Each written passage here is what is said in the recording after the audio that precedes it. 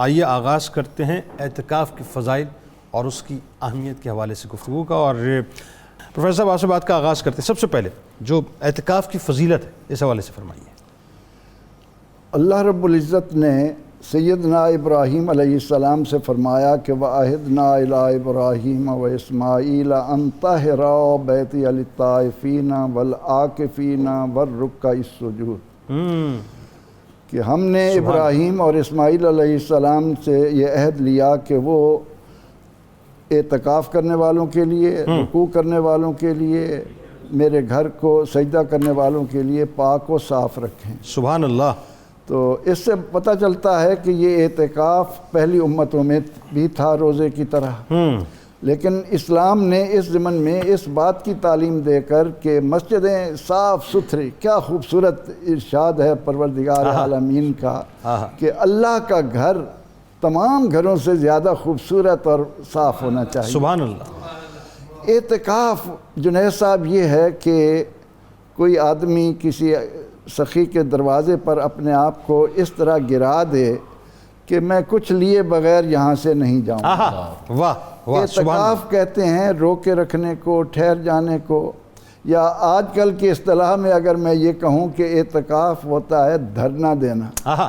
اللہ کی بارگاہ میں دھرنا دے دو، لیکن یہ میٹھا دھرنا ہے۔ ہاں جی، کیا میٹھا دھرنا ہے کہ اے اللہ میں تو اس سے بخشش کا سامان لے کر ہی یہاں سے اٹھوں گا۔ واہ۔ تو نبی اکرم رحمت عالم صلی اللہ علیہ وسلم کی آپ کی سنت مؤکدہ کے طور پر ہمیں یہ جو اعتکاف کی نعمت ملی ہے، اس کے ضمن میں علماء نے فرمایا کہ حضور علیہ السلام نے یہ خبر دی ہے کہ اگر کوئی آدمی صرف ایک اعتکاف کرے تو اللہ تعالیٰ اس کے درمیان اور جہنم کے درمیان 3 خندقوں کا فاصلہ کر دیتا ہے۔ اللہ اکبر۔ اور ایک خندق کا فاصلہ مشرق اور مغرب تک ہوتا ہے۔ اللہ، سبحان اللہ، سبحان اللہ۔ سیدنا علی مرتضیٰ کرم اللہ وجہہ فرماتے ہیں شعب الایمان میں کہ رمضان شریف میں اعتکاف بیٹھنا 2 حج اور 2 عمروں کے برابر اجر رکھتا ہے۔ سبحان اللہ، ماشاء اللہ، یعنی ماشاء اللہ تعالی ہمیں توفیق دے اور آخری عشرے کا اعتکاف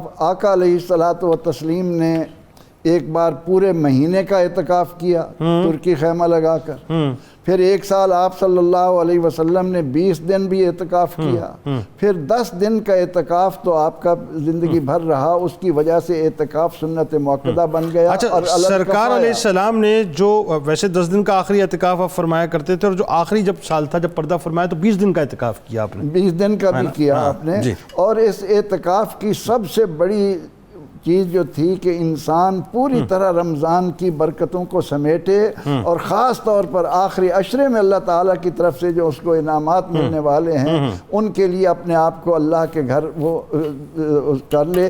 پھر اللہ کے نبی علیہ السلام کا یہ بھی ارشاد ہے کہ جس شخص نے ایمان اور ثواب کی نیت سے اعتکاف کیا، سبحان اللہ، غفر لہ من ذنبہ ما تقدم من ذنبہ، اس کے پچھلے سارے گناہ معاف کر دیے۔ سبحان اللہ، ماشاء اللہ، ماشاء اللہ۔ اعتکاف بنیادی طور پر انسان کو خود شناسی کا ایک موقع فراہم کرتا ہے۔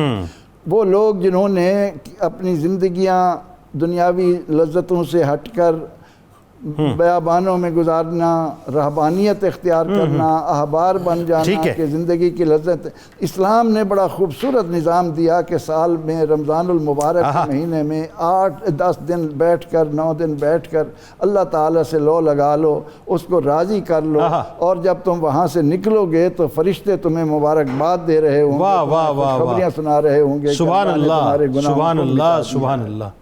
اس پہ گفتگو کرتے ہیں، بلکہ اس میں ظاہر ہے جو اعتکاف کی اقسام ہے، شرائط، پھر جو اس کے پروٹوکولز ہیں اس پہ بھی بات کریں گے، کیونکہ یہ وجود مسجد میں ہو اور دل دنیا میں ہو تو مسئلے کا حل تو نہیں ہے نا۔ علامہ صاحب کیا فرمائیں گے اعتکاف کے اقسام کے حوالے سے؟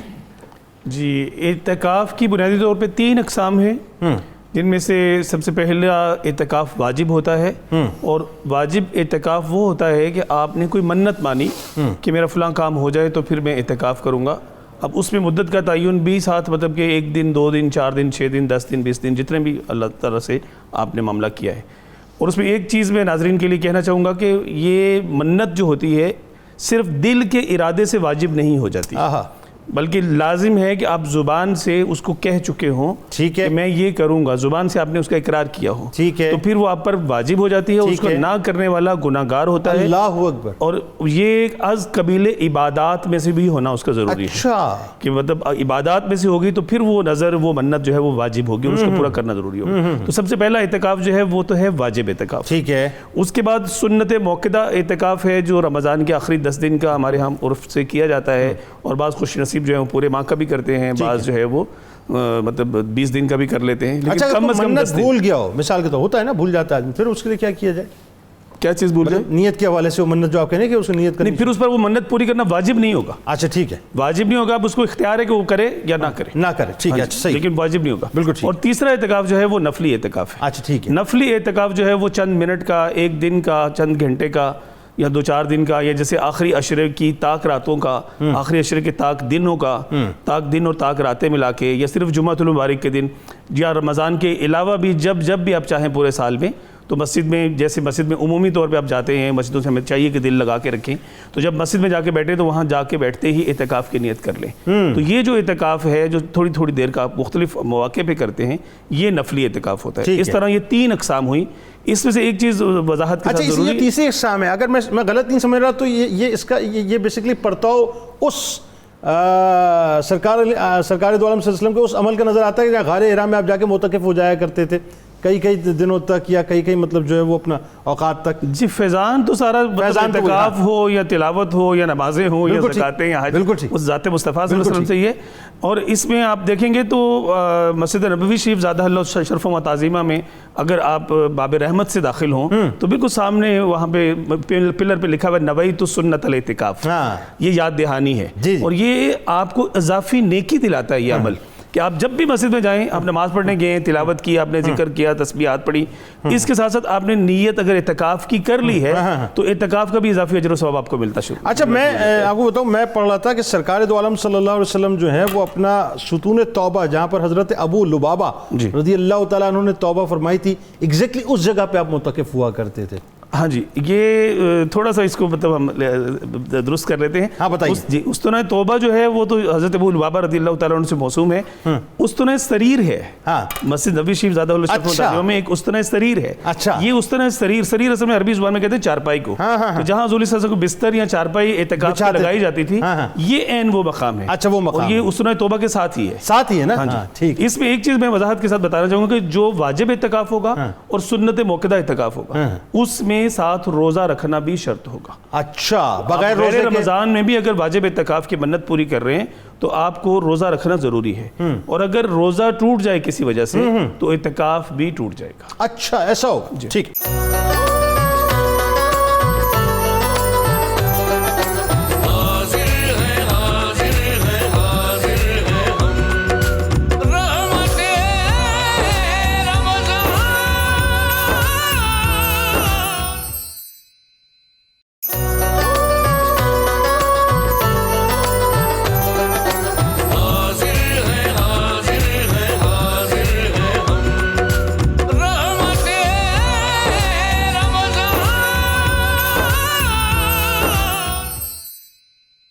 اعتکاف کے مسائل، اس کی فضیلت، اس کی اہمیت پہ بات ہو رہی ہے. وقت چونکہ مختصر پروفیسر صاحب، اعتکاف کی شرائط تو ظاہر ہے بہت ہیں، لیکن میں چاہتا ہوں اس کے سناپسس لوگوں کو بتائیے. اعتکاف کے لیے جس طرح اعتکاف کی 3 قسمیں ہیں، اسی طرح اس کے لیے شرائط بھی الگ الگ ہیں. جہاں تک اعتکاف نفل کا تعلق ہے تو اس ضمن میں یاد رکھنا چاہیے کہ وہ جتنی دیر کے لیے بھی نیت کر لیں گے اس کے لیے وہ نیت کی جا سکتی ہے، اس کے لیے روزہ بھی شرط نہیں ہے. اور اس کے لیے بڑی خوبصورت بات اہل ایمان کو سامنے رکھنی چاہیے کہ جب بھی وہ اللہ کے گھر داخل ہوں فوراً نویت اعتکاف، سنت الاعتکاف، بالکل اعتکاف کی نیت کر لیا کریں، تاکہ ان کا وہاں پر اگر انہیں سونا پڑے، کھانا پینا پڑے تو وہ جائز ہو جائے گا. ورنہ اس کے بغیر مسجد کے اندر پانی پینے تک کی بھی اجازت نہیں دی جاتی. تو اس لیے وہ اجر بھی ملے گا اور حسن بصری رحمۃ اللہ علیہ تو فرماتے ہیں کہ اللہ تعالیٰ نے ایک دن کے اعتکاف کے لیے ایک حج کا ثواب رکھا ہے۔ اللہ اکبر۔ اور اگر اعتکاف منت کا ہے تو جس شرط کے ساتھ منت مانی ہے اسی کے مطابق وہ اس کو اعتکاف پورا کرے گا۔ درست۔ اور جہاں تک تعلق ہے سنت مؤکدہ علی الکفایہ کا، تو نبی رحمت صلی اللہ علیہ وسلم 10 دن بیٹھتے تھے، تشریف فرما ہوتے تھے اعتکاف میں ترکی خیمہ لگا کر۔ تو اس میں بعض علماء نے تو یہاں تک کہا کہ اگر کوئی نابالغ بھی بیٹھنا چاہے تو وہ بھی بیٹھ سکتا ہے، مسجد ہونی چاہیے جس میں 5 وقت نماز پڑھی جائے۔ اور اگر ایسی جگہ پر مسجد میں بیٹھیں وہاں 5 وقت کی نماز نہیں پڑھی جا رہی، جماعت کے ساتھ 2 وقت کی پڑھی جا رہی ہے، تو اس زمن میں فقہاء نے اجازت دی کہ وہ نماز کے اوقات میں جا کر کہیں کسی اور مسجد میں بھی جماعت کے ساتھ ادا کر سکتا ہے، لیکن شرط یہی ہے کہ وہ مسجد ایسی ہو کہ جہاں 5 وقت کی نماز با جماعت پڑھی جا رہی ہو۔ اور ساتھ ہی میں یہ گزارش کروں گا سننے والوں سے کہ نبی اکرم رحمت عالم صلی اللہ تعالی علیہ وسلم نے اس اعتکاف کی اجازت مردوں کے ساتھ عورتوں کو بھی دی ہے، اور امہات المومنین اپنے گھروں میں اعتکاف بیٹھا کرتی تھیں۔ ٹھیک ہے۔ لیکن جس طرح یہاں پر یہ وقت آیا ہے کہ اعلان کیا جا رہا ہے کہ مسجدوں میں اعتکاف نہ ہو، تو چاہیے تو یہ تھا کہ ضرورت تھی اشد ہر مسجد میں 2-3 آدمی حکومت بٹھاتی اور کہتی کہ بھئی دعائیں کریں۔ تو اس لیے میں گھروں میں بیٹھی ہوئی بہنوں ماؤں سے اپیل کروں گا کہ اس کمی کو آپ پورا کریں۔ واہ، اچھی بات۔ ہر گھر میں ایک بہن، یہ اچھی تجویز ہے بہت، تاکہ اس میں اللہ تعالیٰ کے حضور عبادت بھی ہو۔ اور پیغمبر رحمت صلی اللہ علیہ وسلم نے اعتکاف کی ایک رغبت دلائی کہ آخری عشرے کی طاق راتوں میں اللہ تعالیٰ نے جو ہمیں ان بے پناہ نعمتوں والی رات عطا کی ہے اس کو تلاش کیا جائے۔ ٹھیک ہے۔ تو جب آدمی مسجد میں اعتکاف بیٹھتا ہے تو یقیناً اس کو یہ راتیں بھی میسر بہت خوبصورت بات، بہت خوبصورت بات ہے۔ وہی بات ہے کہ جب انسان مسلمان جو ہے خاص طور پہ فوکس ہو کے بیٹھتا ہے تو وہ جو 5 طاق راتیں اعتکاف کے جو مقاصد ہیں اس میں میرا خیال ہے یہ بھی شامل ہو جائے گا۔ فرمائیے۔ اصل میں جنید بھائی یہی سب سے بڑا مقصد ہے، شب قدر کی تلاش۔ واہ واہ واہ واہ۔ یہ نبی کریم صلی اللہ تعالی وسلم نے جو پورے مہینے کا اعتکاف فرمایا تھا اس میں یہی فرمایا کہ میں نے پہلے عشرے کا اعتکاف کیا، شب قدر اس میں نہیں آئی، دوسرے کا کیا نہیں آئی، اب جو چاہتا ہے وہ آ کے میرے ساتھ اعتکاف کر لے۔ سبحان اللہ۔ یعنی یہ کنفرم ہو گیا کہ تیسرے عشرے میں ہی شب قدر ہے، یعنی 10 دن ہیں، لیکن کوئی ایک رات مل گئی تو 83 برس اور 4 مہینے مل گئے۔ اور اس کے ساتھ ساتھ یعنی وہ تو عبادت کا ثواب ملے گا، اور اس میں جو دعاؤں کی قبولیت ہے، جو رحمتوں کا نزول ہے، تو وہ اگر بندہ اس وقت مسجد میں سو بھی رہا ہو، مثال معتکف تو ہو، تو وہ اس کی برکتوں سے محروم نہیں رہے گا۔ تو بڑے مقاصد میں سے جو بڑا پہلا مقصد ہے وہ ہے شب قدر کی تلاش۔ دوسرا، 10 دن میں ہم نے اپنی زندگی میں چینج کیا لانا ہے۔ اگر تو آپ نے آ کے ویسے جو ہم پہلے بات کر چکے کہ اسی طرح آپ کی تبدیلی کوئی نہیں آئی زندگی میں، تو اس اعتکاف کا کوئی فائدہ نہیں۔ صحیح۔ کم از کم آپ دیکھیں کہ ان 10 دنوں میں آپ نے قرآن پاک کتنا پڑھا ہے، سبحان اللہ، ترجمے کے ساتھ کتنا پڑھا ہے، قرآن کو کتنا سمجھا ہے آپ نے۔ کوئی چھوٹی حدیث کی ایک بک آپ کے پاس ہو، آپ زیادہ نہیں تو کم از کم 40 حدیثیں نبی کریم صلی اللہ علیہ وسلم نے اس پر شفاعت کی نوید سنائی ہے۔ سبحان اللہ۔ میں جو میرا امتی میری 40 حدیثیں یاد کرے، سبحان اللہ۔ اور جو چھوٹی روایات ہیں، چھوٹے چھوٹے الفاظ، مختصر روایات، ان کو بندہ یاد کر سکتا ہے۔ واہ واہ واہ۔ تو یہ ایک بڑا اہم کام کرنے والا ہے آپ کر سکتے ہیں۔ اچھا، اس کے ساتھ ساتھ نماز کی درستگی، وضو کی درستگی، اپنا یہ جو بنیادی ہماری ضروریات ہیں، وہاں امام مسجد سے یا کوئی معتکفین میں اگر کوئی صاحب علم شخص ہے تو اس سے آپ یہ حاصل کر سکتے ہیں۔ سبحان اللہ۔ اور ایک مقصد مجھے یہ بھی سمجھ آتا ہے کہ جو زبان جھوٹ میں، چغلی میں، غیبت میں، وعدہ خلافی میں، بہتان تراشی میں اور پتہ نہیں کیا کچھ مطلب مغلظات بکنے میں لگی رہتی ہے، اعتکاف میں وہ زبان جو ہے اللہ کے ذکر میں اور اس کے محبوبین کے ذکر میں لگ جائے، درود پاک میں لگ جائے، تو وہ سارے گناہ چھوٹ گئے۔ پہلے نمبر پہ تو وہ گناہ سارے چھوٹ گئے نا جو باہر کرنے تھے زبان سے، وہ چھوٹ گئے۔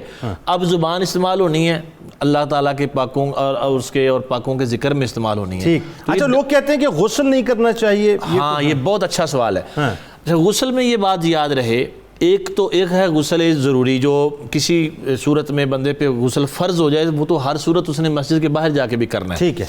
دوسرا، گرمی کی وجہ سے یا ویسے ضرورتاً بندہ نہا لیتا ہے تو اس کے لیے یہ یاد رہنا چاہیے کہ جو غسل خانے فنائے مسجد میں ہوں، فنائے مسجد سمجھا دیجیے گا۔ مسجد کی تعریف یہ ہے کہ مسجد کی باؤنڈری وال کے اندر، 4 دیواری کے اندر جو غسل خانہ ہے اس میں آپ غسل فرض کے علاوہ بھی نہا سکتے ہیں، گرمی دور کرنے کے لیے بھی نہا سکتے ہیں. اور یہ مشورہ میرا ہے کہ آج کل مساجد میں تقریباً ایسے ہی غسل خانے بنائے جاتے ہیں، اور معتکف کو نہانا چاہیے کیونکہ گرمی ہے، پسینہ ہے، سمیل آئے گی، تو اس سے بہتر ہے کہ نظافت کو اسلام نے پسند کیا. بالکل ٹھیک ہے. مقاصد اعتکاف کیا یہ ہے کہ جی ہم اعتکاف کیا ہے تو اب ہمیں پان بھی کھانا ہے، تو پتی کا پان بھی چاہیے، تو پھر جا کے اسموکنگ بھی کرنی ہے باہر، پھر واپس آنا ہے فنائے مسجد سے نکل کے، مطلب لوگ اپنی ساری انجوائمنٹ جو ہے وہ ساتھ ساتھ خدا نخواستہ اگر پوری کر رہے ہوں اور اعتکاف بھی ہو تو مقاصد پھر اس کے جو ہے نظر آتے ہیں. اس میں ساتھ ساتھ ذرا یہ بھی فرمائیے گا.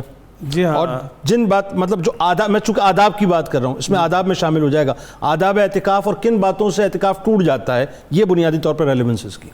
جی ہاں، اگر تو ہم بات کریں مقاصد کی اور آداب کے حوالے سے تو مفتی صاحب نے اس طرف اشارہ کر ہی دیا ہے کہ سب سے زیادہ ضروری ہے کہ مسجد میں بیٹھ کے نظافت کا خیال رکھے، نہ مسجد کی دریاں آلودہ کرے، نہ مسجد کے فرش کو آلودہ کرے، اور نہ ہی کوئی ایسی بدبودار چیز جیسے کچی پیاز، لہسن یا اور کوئی ایسی چیز جس سے مطلب منہ سے بدبو پیدا ہو وہ مسجد میں بیٹھ کے نہ کھائے، نہ استعمال کرے. ان سب چیزوں سے بچتا رہے. مسجد کے حقوق کا جو ساتھ دوسرے معتکفین ہوں ان کے آرام کا خیال رکھے.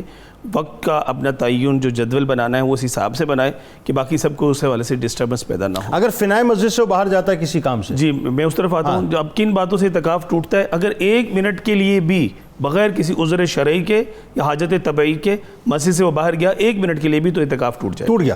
جی ہاں. اچھا. اب وہ اعتکاف اس کا ٹوٹ جائے گا. نہ وہ کسی مریض کی عیادت کو جا سکتا ہے، نہ نماز جنازہ پڑھنے کے لیے جا سکتا ہے. جی بالکل نہیں جا سکتا. اگر مثال کے طور پہ اس کے بالکل قریبی رشتہ دار کا کوئی انتقال ہو گیا یا فیملی، اعتکاف ختم کر دے گا. ہاں اعتکاف ختم ہو جائے گا. پھر ختم ہو جائے گا. ہاں اعتکاف اس کا ختم ہو جائے گا. اس کی پھر کوئی قضا ہے؟ جی اس کے لیے پھر یہ ہے کہ اگر کسی کا کسی بھی عذر سے مطلب اعتکاف جو ہے وہ ٹوٹ گیا ہے، جیسے روزہ ٹوٹ جائے تو پھر بھی اعتکاف ٹوٹ جاتا ہے. ٹھیک ہے.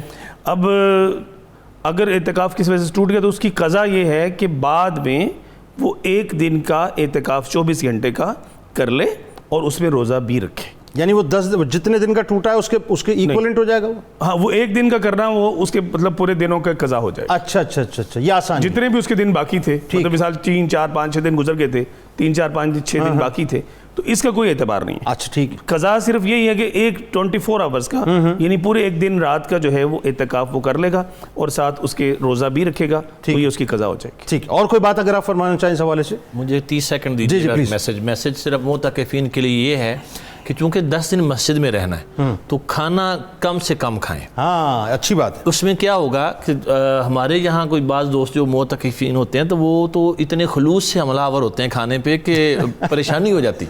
اچھا یہ اچھا جملہ ویسے، خلوص سے حملہ آور ہوتے ہیں. اچھا اس میں چاہیے جتنا کم کھائیں گے پیٹ ہلکا رہے گا، بار بار رفع حاجت کی ضرورت پیش نہیں آئے گی، ہوا کا اخراج نہیں ہوگا، عبادت میں زیادہ ٹائم گزرے گا. نیند بھی کم آئے گی نا. جی نیند بھی کم آئے گی. نارملی آدمی کھا کے سو جاتا ہے. جی بالکل. ویسے تو روزہ دار کا سونا بھی عبادت ہے اور یہی وہ عبادت جو ہم پورے خلوص سے کرتے ہیں. بہت اچھی بات، بہت اچھی بات ہے. بہت شکریہ آپ تینوں آپ کا، آپ تشریف لائے اور بڑی رونق آپ لوگوں سے پروگرام میں رہتی ہے.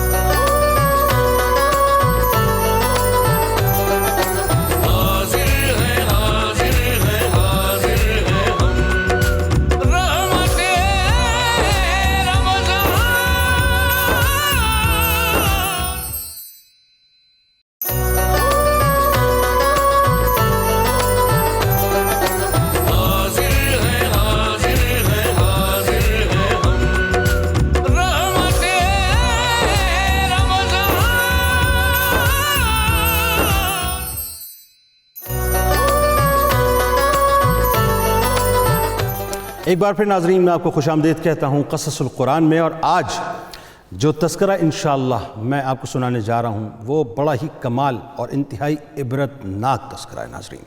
حضرت صالح علیہ السلام کی اونٹنی کا واقعہ ہے. حضرت صالح علیہ السلام ناظرین قوم سمود کی طرف نبی بنا کر بھیجے گئے. آپ نے جب قوم سمود کو خدا کا فرمان سنا کر ایمان کی دعوت دی تو اس سرکش قوم نے آپ سے یہ معجزہ طلب کیا کہ آپ اس پہاڑ کی چٹان سے ایک حاملہ اونٹنی نکالیں جو خوب فربا ہو اور ہر قسم کے عیوب اور نقائص سے مکمل طور پہ پاک ہو. چنانچہ آپ نے چٹان کی طرف اللہ کے حکم سے اشارہ فرمایا تو وہ فوراً پھٹ گئی اور اس میں سے ایک نہایت ہی خوبصورت تندرست اور خوب بلند قامت اونٹنی نکل پڑی جو کہ حاملہ بھی تھی۔ اچھا یہ ان کی ڈیمانڈ تھی کہ ایک تو وہ خوبصورت بھی ہو، فربا بھی ہو اور حاملہ بھی ہو۔ یہاں ایک جملہ اور ادا کرنا چاہتا ہوں ناظرین، چونکہ بات ذرا سی عشق کی یاد آ گئی۔ یہ انگشت مبارک سے جو آپ نے اشارہ فرمایا، یہ اللہ کے حکم سے فرمایا۔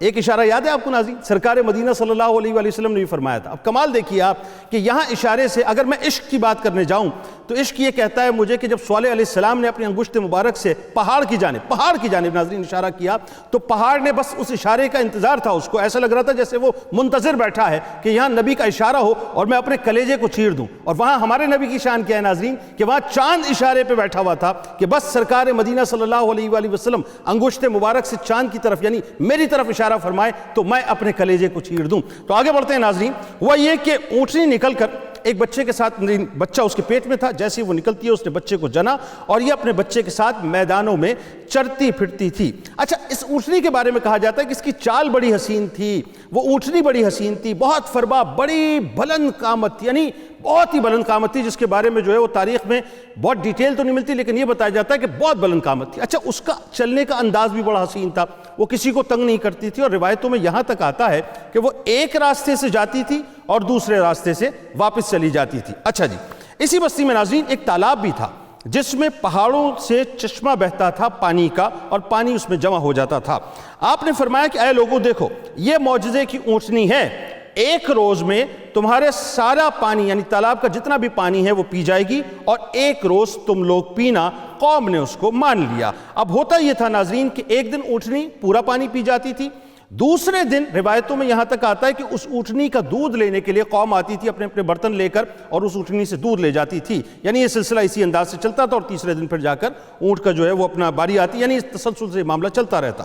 پھر آپ نے قوم سمود کے سامنے تقریر فرمائی کہ اے میری قوم اللہ کی عبادت کرو، اس کے سوا کوئی تمہارا معبود نہیں، بے شک تمہارے پاس تمہارے رب کی طرف سے روشن دلیل آ گئی، یہ اللہ کی اونٹنی ہے تمہارے لیے نشانی، تم اسے چھوڑ دو اللہ کی زمین میں چرے اور اسے برائی سے ہاتھ نہ لگانا۔ منع فرمایا تھا کہ برائی سے ہاتھ نہ لگانا، کہیں ایسا نہ ہو تم اللہ کے دردناک عذاب میں مبتلا ہو جاؤ۔ یعنی حضرت صالح علیہ السلام تنبیہ کر چکے تھے کہ نہ برائی سے ہاتھ لگانا نہ اس کی طرف دیکھنا، یہ اللہ کی طرف سے ایک نشانی ہے، بس اسے چلنے پھرنے دو اور اسے اپنا کام کرنے دو۔ چند دن ناظرین قوم جو تھی یعنی قوم سمود جو تھی اس نے اس تکلیف کو برداشت کیا اور ایک دن ہوتا یہ تھا کہ ان کو پانی ملتا تھا، ایک دن پانی نہیں ملتا تھا اور جو اونٹنی تھی وہ تالاب کا سارا پانی پی جاتی تھی، لیکن میں نے آپ کو بتایا کہ دوسرے دن وہ اونٹنی سے دودھ بھی لیتے تھے۔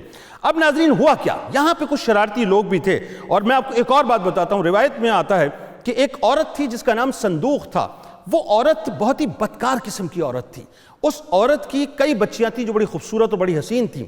ہوتا یہ تھا یہ جو اونٹنی پانی پی لیتی تھی اس کی وجہ سے وہ عورت بڑی تنگ تھی۔ کیوں تنگ تھی؟ کہ اس کے کچھ جانور تھے جس کی وجہ سے مطلب وہ اس کے جانور وہاں اونٹنی کی وجہ سے پانی نہیں پی پاتے تھے۔ اس عورت نے ایک باقاعدہ مہم، ایک موب بنایا اپنے ارد گرد اور بتایا جاتا ہے کہ تقریباً 9 سردار اس قوم کے تھے جن کے نیچے جتھوں کا جتھا تھا لوگوں کا۔ اس عورت نے 2 لوگوں کو ٹارگٹ کیا اس پوری قوم میں سے، ایک کا نام تھا قیدار بن سالف، یہ وہ شخص تھا جو ایک بدکار عورت کا بیٹا تھا، اور نام تھا مزدہ، یہ 2 لوگ تھے۔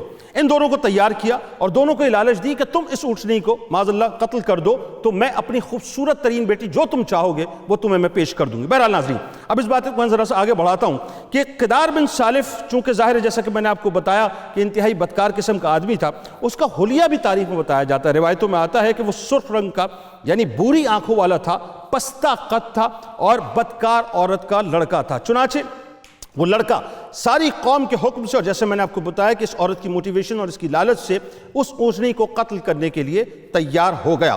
حضرت صالح علیہ السلام منع ہی کرتے رہے لیکن قیدار بن سالف نے پہلے تو اونٹنی کے چاروں پاؤں کاٹ ڈالے، پھر اس کو معاذ اللہ ذبح کر دیا اور انتہائی سرکشی کے ساتھ حضرت صالح علیہ السلام سے بےہودگی سے گفتگو کرنے لگا۔ یہاں میں آپ کو ایک اور بات بتاتا ہوں۔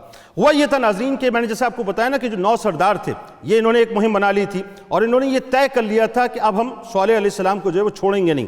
اچھا اب قیدار بن سالف جس وقت قتل کرنے کے لیے گیا اونٹنی کو تو ہوا کیا کہ قدار بن سالف گھات لگائے بیٹھا ہوا تھا کہ اونٹنی ایک راستے سے آتی تھی اور دوسری راستے سے جاتی تھی.